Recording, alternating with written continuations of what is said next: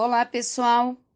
Dando continuidade ao assunto Independência nas Américas, hoje daremos enfoque à independência na América Espanhola.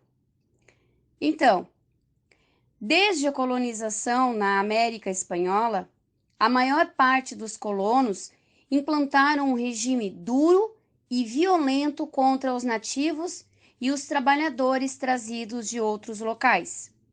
Eles viviam sob escravidão. Na verdade, isto não é nenhuma novidade.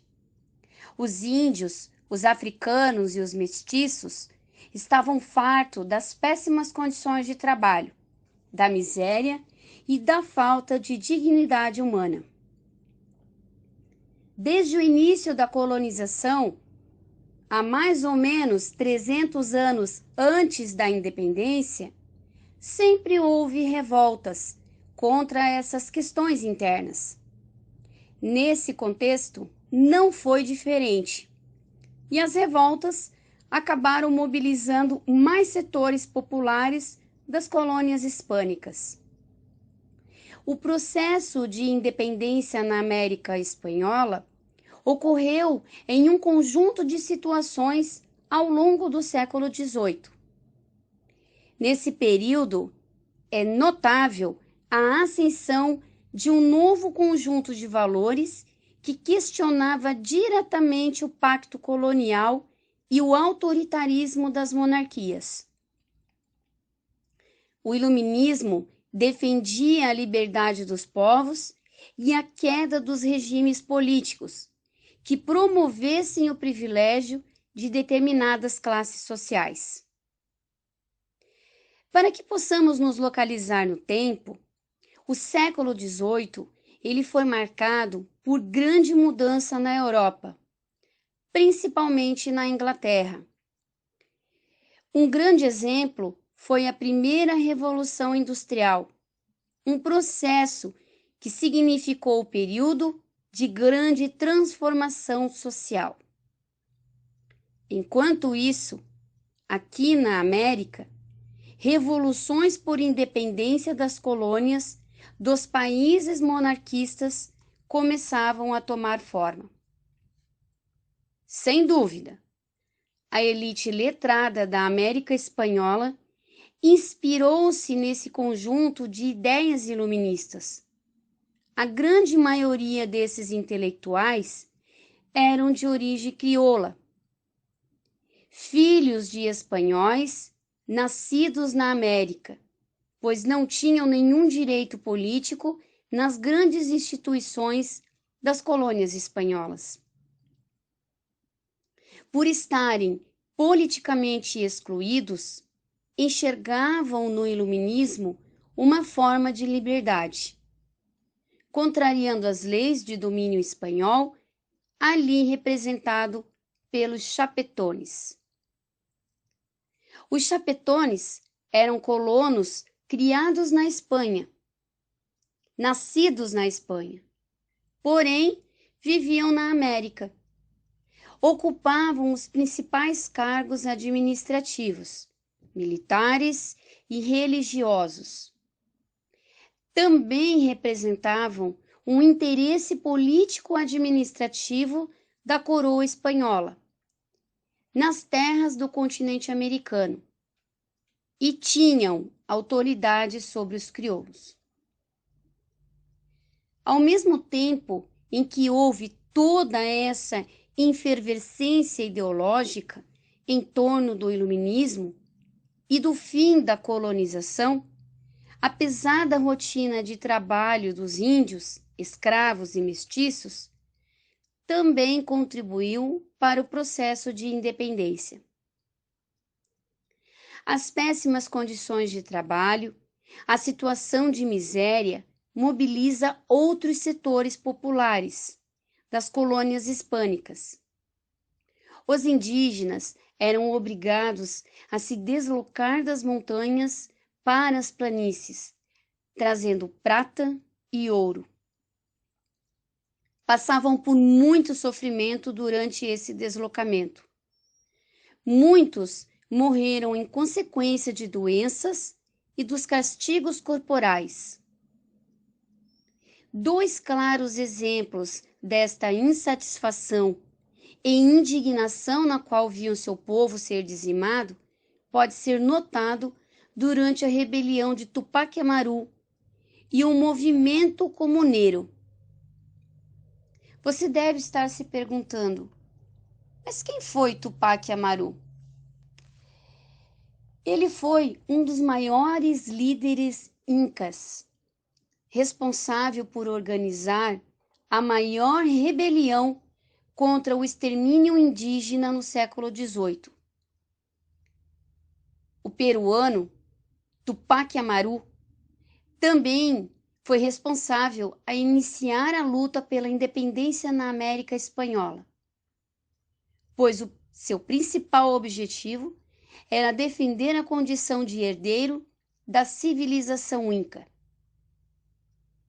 Tupac Amaru se sacrificou em nome do seu povo.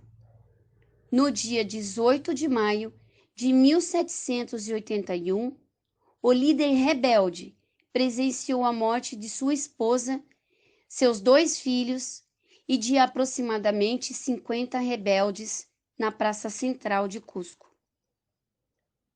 Depois, ele foi amarrado a 4 cavalos, que deslocaram seus membros.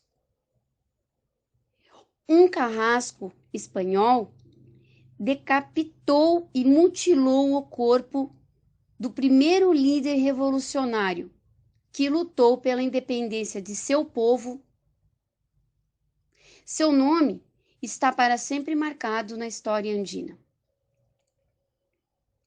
No final do século XVIII, a ascensão de Napoleão frente ao Estado francês e a demanda britânica e norte-americana pela expansão de seus mercados consumidores serão 2 pontos cruciais para a independência. A França, pelo descumprimento do bloqueio continental, invadiu a Espanha, desestabilizando a autoridade do governo sobre as colônias. Além disso, os Estados Unidos e a Inglaterra tinham grandes interesses econômicos a serem alcançados com o fim do monopólio comercial espanhol na região. É nesse momento, no século XIX, início, que a mobilização ganha seus primeiros contornos. A restauração da autoridade colonial espanhola seria o estopim do levante liderado por crioulos. Contando com o apoio financeiro anglo-americano, os crioulos convocaram as populações das colônias a se rebelarem contra a Espanha. Vou citar aqui 2 dos maiores líderes crioulo da independência espanhola, Simão Bolívar e José de São Martim. Ambos organizaram um exército e lutaram pela proclamação da independência de vários países latino-americanos. Simão Bolívar foi um revolucionário sul-americano nascido em Caracas, no vice-reinado da Nova Granada, hoje Venezuela. Se dedicou a sua vida através da luta contra a presença espanhola na América do Sul. Foi um nobre de família rica, estudado, que assistiu à coroação de Napoleão e aproximou-se das doutrinas de Rousseau, Montesquieu e Voltaire. Viajando pela Europa, descobre afinal o que quer para o seu país de origem: a independência. Simão inicia então a busca por aliados e recursos. É traído por amigos ao longo deste tempo, ganha novos aliados na luta pela independência das colônias espanholas. Simão Bolívar é lembrado por ter comandado os exércitos que combateram os espanhóis na Venezuela, na Colômbia, no Panamá, no Equador, no Peru e na Bolívia, país que foi escolhido para homenagear seu nome e luta. São José de San Martín, ele foi um militar argentino, líder dos movimentos de independência do Chile e do Peru, contra o domínio do espanhol. Recebe o título de protetor do Peru. Com a invasão napoleônica da Espanha em 1808, José de San Martín aderiu à onda de patriotismo nacional que deu luta à Guerra da Independência Espanhola. Condecorado com honra, se retira do exército espanhol para ir a Lima, capital do Peru. Lá, percebe a exploração das colônias espanholas e, indignado com a exploração do seu povo, se une na causa da revolução. Uma cidade na Argentina leva seu nome, San Martín, província de Corrientes. O desfecho do processo de independência, no entanto, não significou a radical transformação dessa situação socioeconômica vivida pelas populações latino-americanas. A independência econômica em relação às potências capitalistas e a manutenção dos privilégios das elites locais fizeram com que muitos dos problemas da antiga América hispânica permanecesse presente ao longo da história. Os novos países reuniram-se no Congresso do Panamá e Simão Bolívar defendeu um projeto de integração político-econômica entre as nações latino-americanas. Porém, os Estados Unidos e a Inglaterra foram contra, porque ameaçava seus interesses econômicos no continente. Com isso, a América Latina acabou sendo ou se mantendo fragmentada. Bom, pessoal, espero que vocês tenham gostado deste assunto. Forte abraço e até a próxima explicação.